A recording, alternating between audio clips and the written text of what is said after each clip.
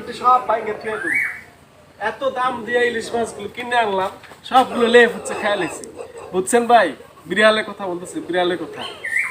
ভাই বিড়ালের কি দোষ? বিড়াল তো খাইবই, বুঝছে না? ঠিক মতন তো খাওয়ান টাউন দিতারই না।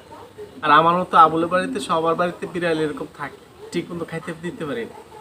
এমনি লেপ হচ্ছে খায়ালায়, কি করবো?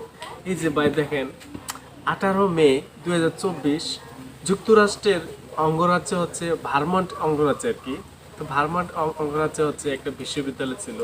বিশ্ববিদ্যালয়ের নাম হচ্ছে ক্যাস্টলেটন ক্যাম্পাস আর কি। মানে এই বিশ্ববিদ্যালয়ে আপনার হচ্ছে যে বিড়ালকে সম্মানসূচক ডিগ্রি দিছে।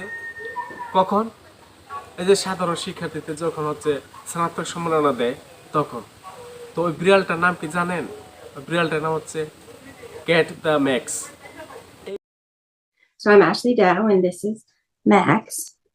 The students love him, the administration. I mean, he's been on the dean's desk and he's been on an honorary degree. And I was like, okay, go for it. এই ম্যাক্সকে কেন ডক্টরেট ডিগ্রি দেওয়া হইলো? এই degree দেওয়ার কারণটা হইলো তার ব্যবহার, তার আচার সব কিছু মিলাইয়া এই ক্যাম্পাসে প্রায় 2 বছর ধরে ছিল।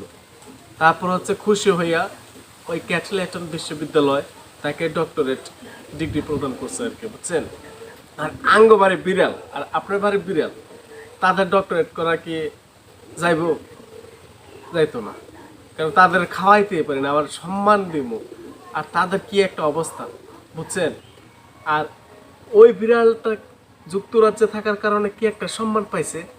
আর আমাদের বাড়িতে আবুল আর কাশিমদের বাড়িতে যারা এরকম বিড়াল থাকে তাদের সম্মান কেমন কেমন দেয় আমরা ভাই, দেখলেন না ভাই? তো ঠিক মানুষের এরকম, মানুষ যদি যথাযথ স্থানে থাকতে পারে তাহলে তার সম্মান আছে, নাহলে সম্মান নাই।